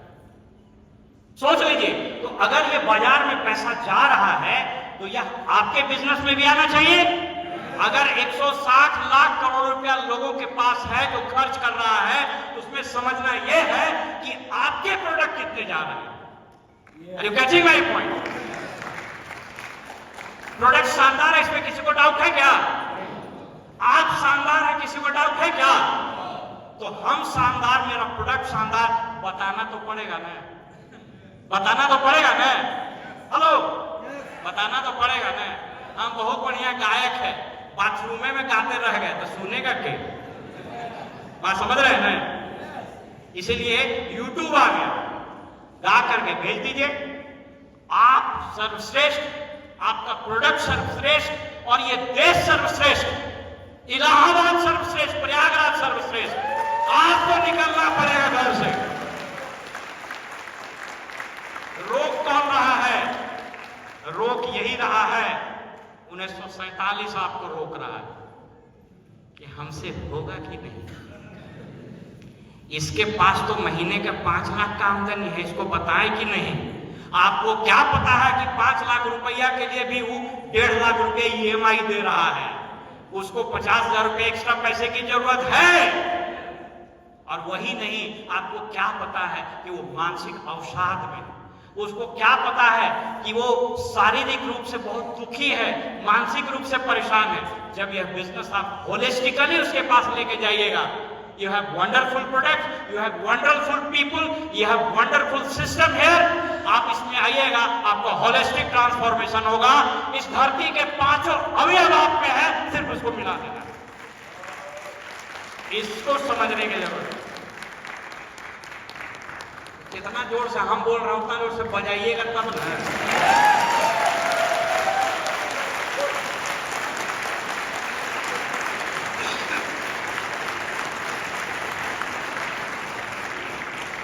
आज 5 बजे सुबह उठ के चले गए थे संगम स्नान करने के लिए, थोड़ा ठंडा लगा, लेकिन ईश्वर की असीम कृपा है। चलिए थोड़ा और आगे आप बढ़ते हैं और थोड़ा और बिजनेस को मैकेनिक से हटते हुए थोड़ा अन्य चीजों पर बात करते हैं आपसे। कहीं भारी लगेगा तो चिंता नहीं कीजिएगा। मेरा उद्देश्य आज आपको फेथ देना है कि you are in the right business, you are in the right LOS and you are the right person। बस ये 5 अवयव को जोड़ने की जरूरत है। हम भी इस नौकरी में रहे हैं दोस्तों, दुनिया हमने भी देखी, आपने भी देखा होगा, अलग अलग प्रोफाइल के लोगों को देखते रहे। सब लोग कुंठित है, परेशान है, अपनी हीन भावना से ग्रसित है। दिक्कत यह है कि जितनी ऊंचाई पर बैठा आदमी किसको बोलेगा, कौन उसकी सुनने के लिए? अरे भाई, स्थिति तो यह है कि पति पत्नी का नहीं सुन रहा है, पत्नी पति का नहीं सुन रहा है, दोनों फेसबुक व्हाट्सएप पर लगा हुआ। वो एक मीम बन के आया था, एक पत्नी जो है वो हस्बैंड को बार बार तंग करी, कभी उसका टॉवल गंदा कर दे रही, कभी उसका साबुन फेंक रही, कभी मोबाइल फेंक रही। बेचारा हस्बैंड कुछ नहीं बोल रहा, तो पत्नी बोल रही, लगता है तुम हमसे प्यार नहीं करते हो। बोला क्या हुआ? बोला आज तुम हमसे झगड़ नहीं रहे हो। प्यार जताने के लिए भी झगड़ा करने की जरूरत आ रही। बात समझ रहे हैं? और यहाँ हर के चेहरे खिले हुए हैं, खुशी से मस्त, और यही जीवन है कि वो यही आपके साथ जाने वाला है, यही आपके साथ जाने वाला है। आप ईमानदारी से कभी इस चीज को जज कीजिए ना। छोड़िए ना आप कितना पैसा कमाए, छोड़िए ना आपको मंथली कमीशन कितना आता है, छोड़िए आपको बोनस कितना आता है। थोड़ी देर के लिए सिर्फ ये समझ लीजिए कि जब ऐसी मीटिंग में आप आते होंगे, 1 घंटा 1.5 घंटा या जितना देर बैठते होंगे, तनाव गेट से बाहर रहता है कि नहीं? ईमानदारी से बोलिए, रहता है ना? क्या दिक्कत है? मुस्कुराते हुए चेहरे, मजा करते हैं। अरे भाई, यहाँ तो अपने शादी में भी लोग लजा के डांस करता है, और यहाँ तो दंदना के सब डांस करता है, 18 साल वाला भी और 88 साल वाला भी। वो चिंता है? यही जीवन। तो थोड़ा सा और हम लोग आगे बढ़ते हैं, ठीक है?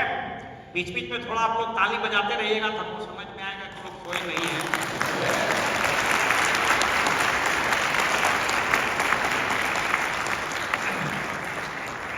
एक और आंकड़ा आपके साथ शेयर करें, बहुत अच्छा लगेगा आपको। US centre for disease control and prevention report 2022-23 एक बड़ी शानदार रिपोर्ट पब्लिश हुई। ये हमारे और आपके बड़े काम में है। आप इसको गूगल करके निकाल भी सकते हैं, पूरा रिपोर्ट लंबी रिपोर्ट है, उसका जिस्ट हम आपको बता दें। US centres for disease control and prevention report ये कहता है कि 20 सालों में भी, विगत 20 वर्षों में भी इस दुनिया में तमाम चुनौतियों के बावजूद आपका जो होलिस्टिक हेल्थ है, यानी आपका वेल्थ, आपका हेल्थ और आपके मन का सुरूर, मन की शांति, मन का उत्साह बाहरी तत्वों से कम ही प्रभावित हुआ है। ये क्या कहता है सुनिए, ये कहता है कि मेडिकल केयर आपके स्वस्थ रहने में मात्र 10% कंट्रीब्यूट करता है। आपके मानसिक, शारीरिक और आध्यात्मिक, आर्थिक सुखी होने के लिए मेडिकल साइंस मात्र 10% ही कंट्रीब्यूट करता है। इसलिए अगर आपको यह लग रहा होगा कि मऊ में बहुत बढ़िया हॉस्पिटल नहीं है, दिल्ली में बहुत बढ़िया हॉस्पिटल है, तो हॉस्पिटल के बगल में रहने से आप स्वस्थ नहीं रह सकते। ये रिपोर्ट एटलीस्ट यही कहा। दूसरा कहता है कि हेरिडिटी मात्र 18%। बहुत लोग होता है ना कि डायबिटीज हमारे पिताजी को भी था, टेंशन हमारे पिताजी को भी था, बीपी हमारे पिताजी को भी था, इसलिए हमको भी हो गया, कोलेस्ट्रॉल हमारे पिता, मात्र 18% मैटर करता है। थर्ड, इन्वायरमेंट, या मात्र 19% कंट्रीब्यूट करता है। लाख पॉल्यूशन हो गया, लाख नेगेटिविटी है, लाख पानी में गड़बड़ी हो गई, लाख सब्जी रंग के बेच दे रहा है, लाख पनीर सिंथेटिक आ गया, मात्र 18%। और 53% ये मैटर करता है सिर्फ आप। यानी अगर आप आर्थिक रूप से ग्रो करना चाहते हैं, अगर आप मानसिक रूप से स्वस्थ रहना चाहते हैं, अगर आप स्वस्थ, सुखी और हंसना चाहते हैं, अगर आपका शरीर स्वस्थ रहना चाहता है, तो 53% कंट्रोल आपके हाथ में, आपके हाथ। इसका मतलब यह हुआ कि यदि किसी को लग रहा हो कि हमारा बिजनेस ग्रो नहीं कर पा रहा है, तो आप अपने बिजनेस के ग्रो करने में 53% आप ही का कंट्रीब्यूशन है। इसलिए खड़ा होइए, जागिए और अपने बाजुओं में इतना दम है, निर्णय लीजिए, आप आगे बढ़ चलिए, सिर्फ वो निर्णय।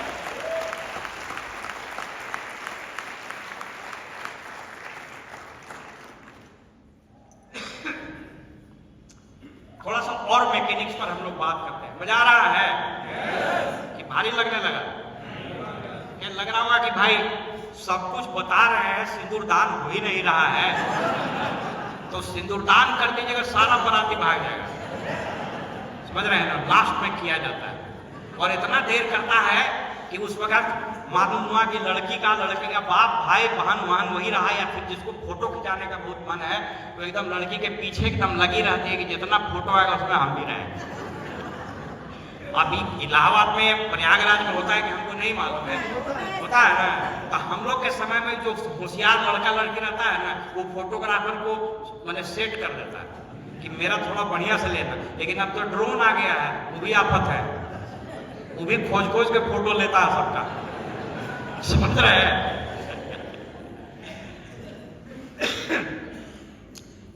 Why this business? Why?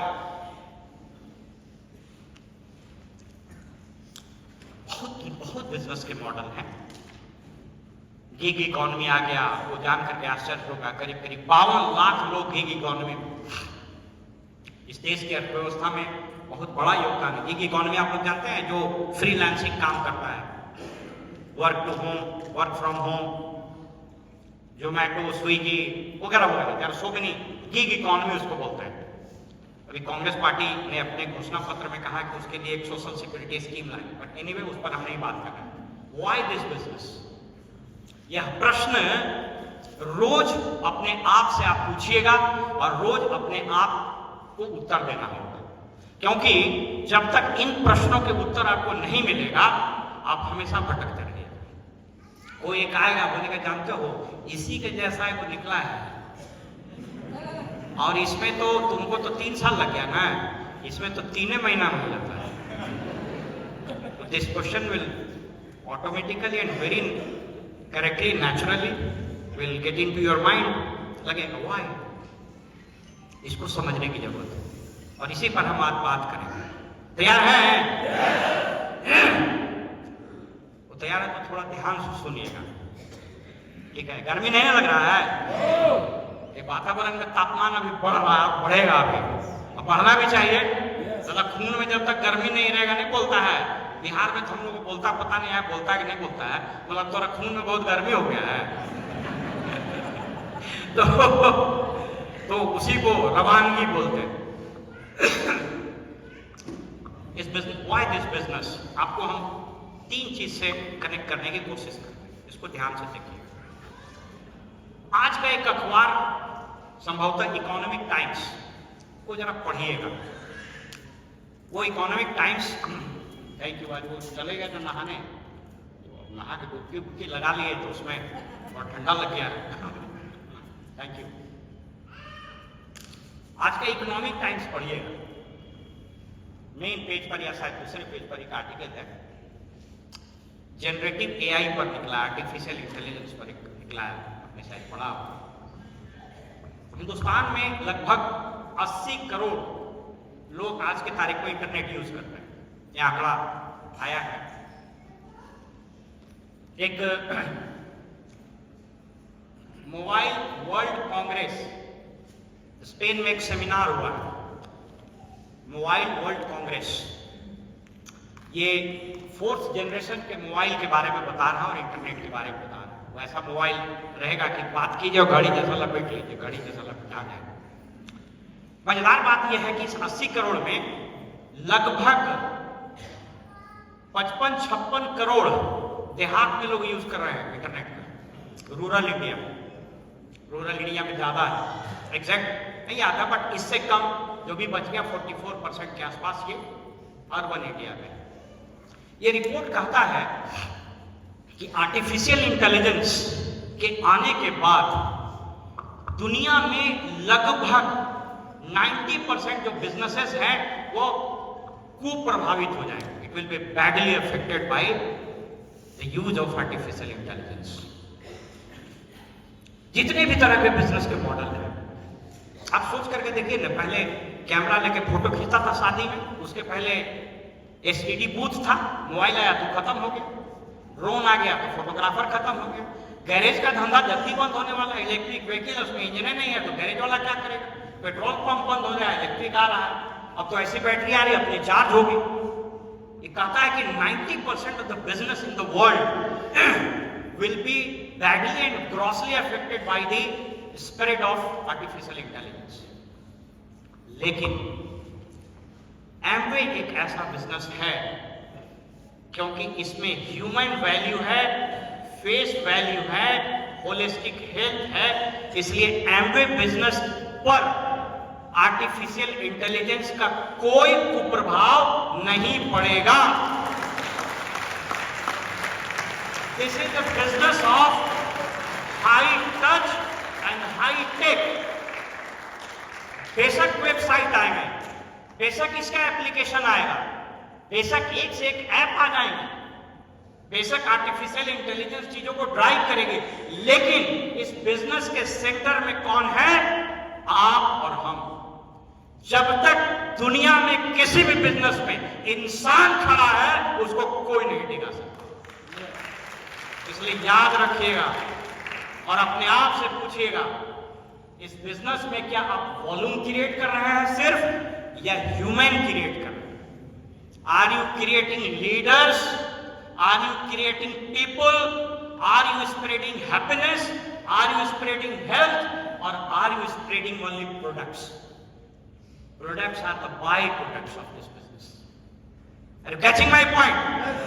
इसलिए इस धरती पर जब तक सृष्टि रहेगी, जब तक ये ब्रह्मांड रहेगा, तब तक इंसान मध्य में रहेगा, क्योंकि इंसान के बगैर कोई चीज बदल नहीं सकता। बात समझ रहे हैं? दूसरी चीज आई, why this business? Why this business?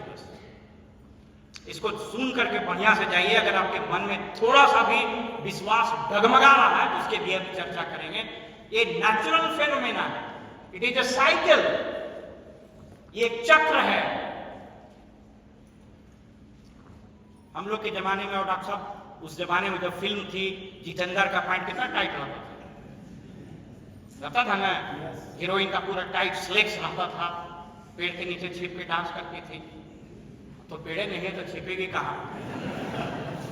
उसके बाद आया बेल बॉटम, लंबा लंबा, इतना बड़ा है कि नीचे में चेन लगाता था, ये रगड़ा के फट जाएगा। उसके बाद आया बैगी, ऊपर से नीचे पूरा इतना फैला हुआ, हाथी घुस जाए उसमें।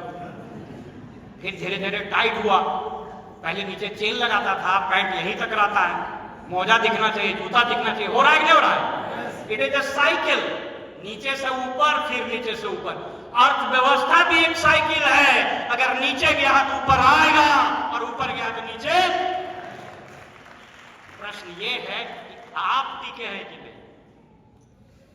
झुलवा झूले तो वाला ऐसे वाला, ऐसे जाइएगा तो बड़ा मजा आएगा, और ऐसे जो होगा तो प्राण निकल जाता। तो क्या करना है उसमें? कस के पकड़ लेना, आंख बंद कर लेना, नीचे आइए जाएगा। समझ रहे हैं ना? इसलिए आप लाइन को बढ़िया से पकड़ लेना है कि भैया 6 महीना साल भर का खेला है, 6 महीना साल भर के बाद इतनी जबरदस्त उछाल आने वाली है कि सारा खेल बदल जाएगा, खेल बदल जाएगा। अभी आपके साथ बात करते हैं। Why this business? मैं 3 चीज लेता हूं। ट्रेडिशनल बिजनेस, कोई प्रोफेशन और जॉब, प्राइवेट और जॉब, गवर्नमेंट, 4 ही ले रहे हैं, अभी ज्यादा नहीं ले रहे।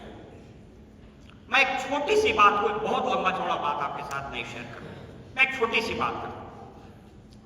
एक फाउंडर्स प्लैटिनम क्वालिफाइड, जिसके अच्छे स्ट्रक्चर है कोर प्लस से, उसके जितने भी कैलकुलेशन है, और मजेदार बात यह है कि हमको कैलकुलेशन आता भी नहीं है, क्योंकि हम जानते हैं कि वो आर्टिफिशियल इंटेलिजेंस कर देगा, उसको क्यों माथा बच करना है, आना है तो आएगा ही। बट एनीवे, एक क्वालिफाइड फाउंडर्स प्लैटिनम, अच्छे स्ट्रक्चर से, ठीक से रिटेलिंग हो, उस पर भी बात करेंगे, खाली टाइम जब हुआ बता दीजिएगा। मोटे तौर पर 18 से 22 लाख रुपया साल का बना सकते। एग्रीड? एग्रीड? अच्छा स्ट्रक्चर से qualified founders platinum can make this money. Now come to this traditional business. कोई ट्रेडिशनल बिजनेस वाले हैं? हाथ उठाइए। एनीवन? बहुत बढ़िया, give a big hand for them. बंधुओं, 18 से 22 लाख रुपया हाथ में इनकम आने के लिए जो ट्रेडिशनल बिजनेस कीजिएगा, उसमें पूंजी कितनी लगेगी अंदाज से बताइए तो जरा। तो लगभग 2 करोड़, 2.5 करोड़, कुछ भी। हम 2 करोड़ भी नहीं लिखते हैं, हम मान लीजिए सिर्फ 50 लाख रुपए लिखते हैं, होगा? इससे लोअर साइड में लिख रहे हैं। Agreed everyone? हमारे एक मित्र हैं, उन्होंने एक दवाई की कंपनी डाली है, लगभग 2 साल हो गए, 60 से 70 लाख रुपया लग गया, 2 आदमी काम कर रहा है, स्टाफ काम कर रहा है। पूछे कि भाई कुछ आना शुरू हुआ? बोला नहीं, अभी ग्राउंड प्रिपेयर कर रहे हैं। मैं कहा कितना देरी पर आती रहेगा? सिंदूरदान दोनों तो भाग जाएगा। बोला कि सर इसमें 3 से 4 साल लग जाएगा। एग्रीड? टेंशन होगा? रिस्क है? गारंटी है? कोई गारंटी नहीं। समर्थन है? चलिए अब आइए प्रोफेशन। कोई डॉक्टर, चार्टर्ड अकाउंटेंट और कोई, मैंने हम ये नहीं कर रहे, पर हम जनरल बात कर रहे हैं। अब कोई मैंने त्रिहान साहब का ही बेटा हो तो हम नहीं कर सकते। ये आमदनी बनाने में कम से कम 5 से 6 साल 7 साल डॉक्टर प्रैक्टिस का लग जाएगा। अगर अपने से खड़ा करना हो तो अनलेस एंड अनटिल कि आपका हॉस्पिटल, आपका बेटा ही डॉक्टर हो गया, वो हम नहीं बात कर रहे। सहमत है? 5 साल 6 साल 7 साल लग जाएगा। टेंशन है? रिस्क है? हमारे बिजनेस में कई डॉक्टर्स, एक डीएम कार्डियोलॉजी है भागलपुर में, फाउंडर्स प्लैटिनम, बोलते हैं कि सर जब ऑपरेशन करते हैं ना, रात भर नींद नहीं आती, लगता है कि कहीं मरीज को कुछ हो गया, एक फोन आता है और बेचैन हो जाता है। ये उस बिजनेस का अपना, जिसको बोलते हैं ना, दिस इज दी उस बिजनेस का वो स्वरूप ही है, हैजार्ड्स है, जैसे प्रोफेशनल हैजार्ड्स इसको बोलते हैं। अब आइए जॉब में, प्राइवेट, इंजीनियरिंग एमबीए किए हुए, बहुत लोग होंगे इंजीनियरिंग एमबीए वगैरह किए हुए, इस स्केल में आने में कितना साल लगेगा बताइए? कोई प्राइवेट जॉब अगर कर रहे हो तो। अब सब आईआईटी और आईएम के तो नहीं होंगे, बट होंगे तब भी, मैं लिखूं 5 साल, 7 साल, 10 साल, 5 से 10 साल, डॉक्टर साहब एग्रीड? भैया हम लोग भी देख रहे हैं, बिहार और यूपी भी आज की तारीख में सबसे ज्यादा जो समस्या झेल रहा है वो माइग्रेशन का झेल रहा है। बिहार में अभी जो आंकड़े रिलीज हुए हैं, लगभग 1.5 करोड़ बच्चे ग्रेजुएट से नेबह बेरोजगार हैं। 15,000, 20,000 रुपया, 25,000 रुपया के लिए एक कहां तो चला गया, वहां गजा में, इसराइल में चला गया। अभी कल परसों पेपर में निकला, बन गया। प्राइवेट जॉब में इस स्किल में जाने में 10 से 15 साल लग जाएगा। टेंशन सुबह शाम। वो एक बीच में कोविड के टाइम में एक चुटकुला आया था, बॉस ने फोन किया जूनियर को कि हम तुमको फोन किए थे, तुम फोन उठाया नहीं, तुम्हारी पत्नी फोन उठाई, चलो कोई बात नहीं है, लेकिन उसके बाद तो तुमको फोन करना चाहिए। तुम्हारी पत्नी बोली कि वो तो किचन में है। बोला हाँ सर हम किए थे फोन, लेकिन आपकी पत्नी उठा ली और वो बोले कि बाथरूम में है। अच्छा कोई बात नहीं, रखो रखो। अल्लाह जो ही गति तोरा वही गति मोरा, रामा हो रामा। सबका तो वही हालत है। सो गवर्नमेंट जॉब आपको बता दे रहे हैं, इस स्केल में जाने के लिए कम से कम 15 साल लगेगा और कम से कम ज्वाइंट सेक्रेटरी के लेवल पर पहुंचेगा तब। कितने लोग ज्वाइंट सेक्रेटरी के लेवल पर जाएंगे हमको नहीं पता है। और फाउंडर्स प्लैटिनम, अगर सप्ताह में 6 दिन, नोट कर लीजिए, अगर सप्ताह में 6 दिन कम से कम 5 आवर्स, 4 to 5 आवर्स आपने काम किया, नंबर 1। नंबर 2 अपलाइन के साथ एट्यून्ड हैं। नंबर 3 सिस्टम में एट्यून्ड हैं।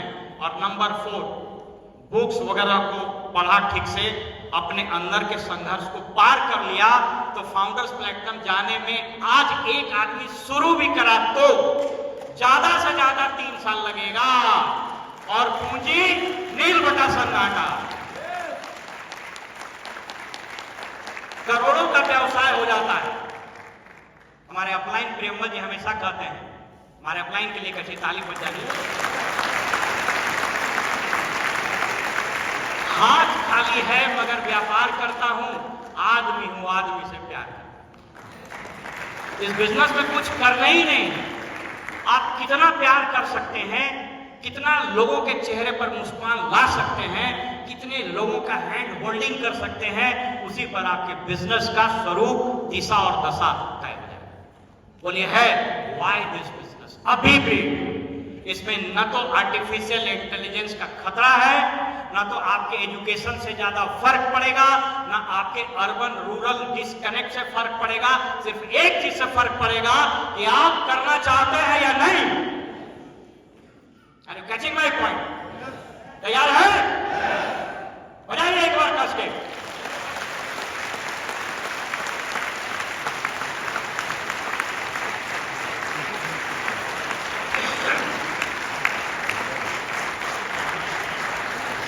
याद रखिए, दुनिया में सिर्फ 2 जाति है, एक है अमीर और दूसरा है गरीब, तीसरा कोई जाति ही नहीं। अंतर क्या है मालूम? अंतर है कि जो बेचता है वो अमीर और जो सिर्फ खरीदता है वो गरीब। दोस्तों, इस दुनिया का की रवायत कुछ ऐसी है कि हर कोई बेच रहा है। कोई सपना बेचता है, कोई जमीर बेचता है, कोई अपनी आत्मा बेच देता है, कुछ लोग टेरिटरी बेच देता है, कुछ लोग प्रोडक्ट्स और सर्विसेज बेचते हैं लेकिन अनइथिकल। लेकिन याद रखिएगा, if you are selling products by process, you are a salesman, but if you are selling the product by passion, you are entrepreneur, you are a businessman. हम लोग न्यूट्रलाइट और Artistry, home care, personal care, durables जब बेचते हैं, retail करते हैं, तो passion से बेचते हैं। हमको हो सकता है कि एटमॉस्फेयर मीनी के बारे में बहुत टेक्नोलॉजी की जानकारी नहीं हो, लेकिन बोलते हैं कि बॉस रात में लगा के सोते हैं ना, सुबह बहुत फ्रेश फील करते हैं क्योंकि रात भर बढ़िया ऑक्सीजन का सांस लिया। This is called passion. अगर रतन टाटा साहब अपने मारुति नैनो को लेकर कहीं जाते हैं तो वो पैशन से जाते हैं, प्रोसेस से नहीं जाते। इसलिए याद रखिएगा, learn how to retail, learn how to retail. और ये जो रिटेल है ना, आज के तारीख में सॉल्यूशन से शुरू होता है और तब प्रोडक्ट बनाता है। So you need to sell solution first, then you will have to sell the products. स्पष्ट है? हेलो? ये वो समस्या है, इससे सबसे ज्यादा हमको दो चार होना पड़ा। यकीन मानिए, इस नौकरी में थे, शुरू में जब हमको बताया गया कि इसमें प्रोडक्ट सेल करना है, रिटेल करना है, हम घबरा गए। नहीं भला इतना बड़ा पद पर है, जाएंगे क्या बोल। एक दो बैचमेट मेरा बोला भी, तुम्हारा दिमाग खराब है और तुम नाम बदनाम कर देगा सबका। शुरू में जब वो बिजनेस में आए तो बताया, हमारे अपलाइन कुछ लोगों को बुलाइए, प्लान दिखाते हैं, तो सबको बोले कि आओ भाई चाय पीने के लिए, वो बिजनेस दिखाते हैं। पहले बोला गया था कि 20 को बुलाना है तो 40 को फोन कीजिए, तो हमको मैंने 25 को बुलाना था तो 12 मैंने 26 50 55 को फोन कर दिया, वो सब आ गया। बड़ा टेंशन के हम बोले कि बोले था आधा आएगा, यहाँ तो दुगना आ गया। बोला सब पकौड़ा चाय के लिए आया है। प्लान दिखाते दिखाते 90% खिसक लिया। वही साथी अब बोलता है कि दोस्त, तुमने एक अच्छा निर्णय ले लिया, तुमने न सिर्फ अपनी जिंदगी बदली, बट प्रत्यक्ष और अप्रत्यक्ष रूप से लाखों लोगों का जीवन बदला। इस बिजनेस में जब आप फाउंडर्स प्लेटिनम जाते हैं तो सिर्फ आपका परिवार नहीं बदलता है, आपके जरिए कम से कम 100 लोगों का जीवन सकारात्मक रूप से बदल जाता है। इस बिजनेस में जब आप एमरल्ड फाउंडर एमरल्ड जाते हैं तो सिर्फ आप नहीं बदलते, आपके प्रत्यक्ष और अप्रत्यक्ष रूप से 500 से 1000 परिवार बदल जाता है। और जब आप डायमंड जाते हैं तो प्रत्यक्ष और अप्रत्यक्ष रूप से लाखों परिवार को बदल देता है। मैं अपनी कहानी नहीं बताने आया, मैं बताने ये आया हूं कि नालंदा जिला का एक गरीब परिवार से उठकर व्यक्ति अगर अपने सपनों के सहारे मेहनत और ईमानदारी से आगे बढ़ते हुए देश के सर्वश्रेष्ठ नौकरी में गया भी और इस बिजनेस में भी कामयाब हुआ, तो आप भी कर सकते हैं। Why not you? Yes, you can do this. क्योंकि यहाँ ना को ज्ञान का जरूरत है, ना विज्ञान का जरूरत। इनफैक्ट 3 तरीके से लोग इस बिजनेस में आता है, आव से, भाव से, प्रभाव से, लेकिन वो टिकेगा आपके स्वभाव से।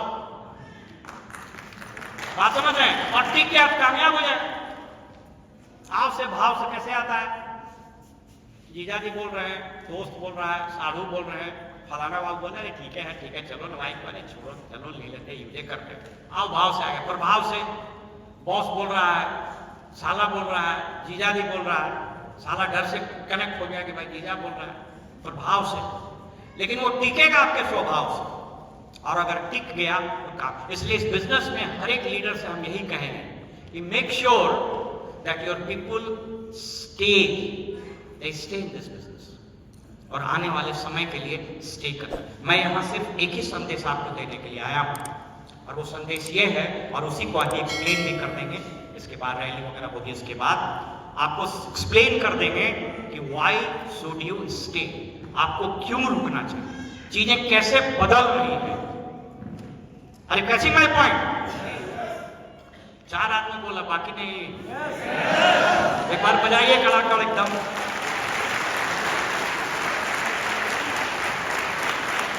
मैं आपके सामने 4 चीज और रखूंगा, और मुश्किल से 25-30 मिनट। पहली चीज जो हम आपसे बार बार बात कर रहे हैं कि यह अर्थव्यवस्था और हमारा बिजनेस अभी ऐसे जा रहा है, लेकिन ये समय आ रहा है ऐसे जाने, तो यहां तक आपको रुकना पड़ेगा। आप यहां हैं, यहां से यहां तक के लिए आपको क्या करना चाहिए? Why and how should you stay in this business. दूसरी चीज हम आपके साथ आज बात करेंगे कि दुनिया भर में यही ट्रेंड है, और इस बिजनेस में दुनिया भर में आज की तारीख में क्या क्या ट्रेंड है, कैसे उस ट्रेंड से हम इन चीजों को मर्ज करें, और फाइनली आपके साथ ये जरूर शेयर करेंगे कि आप कैसे इस बिजनेस में और फास्ट जा सकते हैं। ठीक है? तो आई थिंक विद दिस एक पहला राउंड हम खत्म कर रहे हैं। इसके बाद फिर हम आपके साथ आएंगे और लगभग 30 से 35 मिनट पर बिल्कुल मैकेनिक्स बात करेंगे। इस बार तो थोड़ा हंसी मजाक भी हुआ, तो उसके बाद एकदम बढ़िया बात होगा। और थैंक यू सो मच।